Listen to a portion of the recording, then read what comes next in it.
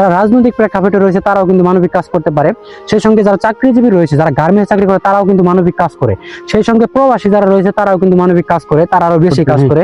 বিশেষ করে কন্টেন্ট ভালোবাসে আপনার জন্য আজ আমি শেরপুর হাসান। তো এই মুহূর্তে একটা ভিডিও সকল দেশবাসীকে অবশ্যই রিকোয়েস্ট করার মতো বলতেছি, কারণ যারা আমাদের কন্টেন্ট দেখেন, যারা মানবিক কাজগুলো করেন, তারা কিন্তু আসলে ওই ভিডিওটা দেখবেন আজকে।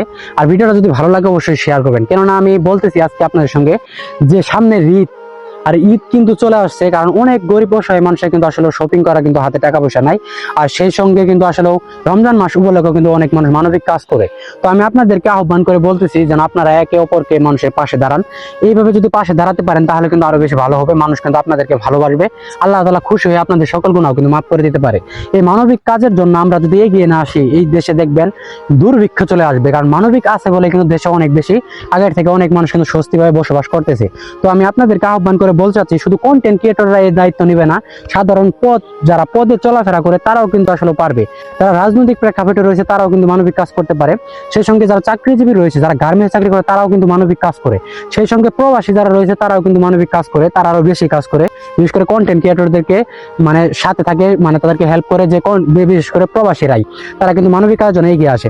তো আমি আপনাদেরকে বলতে চাচ্ছি যে সামনে ঈদ আসতেছে, ঈদে কিন্তু অনেক বাচ্চাদের এমনকি অনেক অসহায় মানুষের কিন্তু আসলে শপিং করার টাকা পয়সা নেই। এমনকি ভুক্তভোগী যারা হয় তারা কিন্তু আসলে ঈদের দিন চোখের পানি ফেলে প্রচুর। এটা কিন্তু আসলে অনেক শিক্ষা কিন্তু অনেক দেখা থেকে নেওয়া। তো আজকের এই লাইভ বা কন্টেন্টটা যারা দেখতেছেন সবাই পর্যাপ্ত পরিমাণ শেয়ার করবেন। আর আমি মানবিক কাজগুলো করি, আমি জানেন আপনারা, আমি যে অবশ্যই সত্যের পথে থাকি সবসময়, যে কাজগুলো করি সব বিশ্বস্ত রাখে। আমার কিছুদিন আগে 1 টাকার একটা ভিডিও ভাইরাল হয়েছিল, সেটা আপনারা জানেন যে 1 টাকা আমি মানবিক কাজ করেছিলাম। সেই 1 টাকা থেকে কিন্তু অনেক বেশি এগিয়ে গিয়েছে, মানুষের কিন্তু ভালোবাসা, মানুষ কিন্তু অনেক দেখছে। এটা একটা বিশ্বস্ত। এর মুখে এই 1 টাকা যাই দিয়েছে এটাও কিন্তু একটা তার কিন্তু পয়সা, এটাও কিন্তু অবশ্যই দাবির দ্বার পরে থাকতাম যদি এই টাকাটা আমি না দিতাম।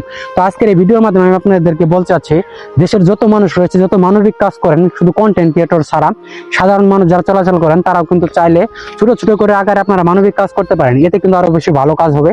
তো এইগুলা ভিডিও করার মেন উদ্দেশ্য হচ্ছে আপনারা যেন মানুষের পাশে থাকতে পারেন, মানুষকে ভালোবাসতে পারেন, দিন শেষে যেন ভালো কিছু হয় আপনাদের দ্বারা। আমি এটাই সবচেয়ে বড় একটা ইঙ্গিত দিচ্ছি আপনাদেরকে। তো ভিডিওটা প্রচুর পরিমাণ শেয়ার করবেন। যদিও আপনি মানবিক কাজ না করতে পারলেও আপনারা শেয়ারের মাধ্যমে কিন্তু আসলে মানবিক কাজ এগিয়ে যাবে, মানুষ কিন্তু আসলে ভিডিওগুলো দেখবে। তো আপনাদের উদ্দেশ্যে আমি বলি, অনেক কন্টেন্ট দেই, অনেক মানবিক কাজ করি, আমি সামনে আরো ভালো কিছু করবো, আপনারা দেখবেন। সবচেয়ে বড় কথা হচ্ছে মানবিক কাজ হচ্ছে থেকে যাবে, আপনার নামটা বেঁচে থাকবে এই মানবিক কাজের কারণেই। পৃথিবীতে দেখবেন মানুষ প্রচুর টাকার মালিক, অর্থ সম্পদ রয়েছে, দিন শেষে কবরে যখন চলে যাবে সেই মানুষটা কিন্তু কিছুই নিয়ে যেতে পারবে না, শুধু সাদা কাপড়। আজকের এই ভিডিও দেখে আপনারা বুঝতে পারবেন, দেখতে পারবেন, সবাই যেন ভিডিওটা শেয়ার করতে পারেন। তো দেশবাসীকে আমি উল্লেখ করে মানবিক কাজের জন্য আহ্বান করে সবাইকে বললাম, একে একে ছোট ছোট আকার করে ছোট ছোট বিষয় নিয়েও যদি মানবিক কাজের জন্য এগিয়ে আসেন, দেশের সকল মানুষ খুশি হবে। তো ভালো থাকবেন, সুস্থ থাকবেন, দেখা হবে নেক্সট নতুন একটা ভিডিওতে।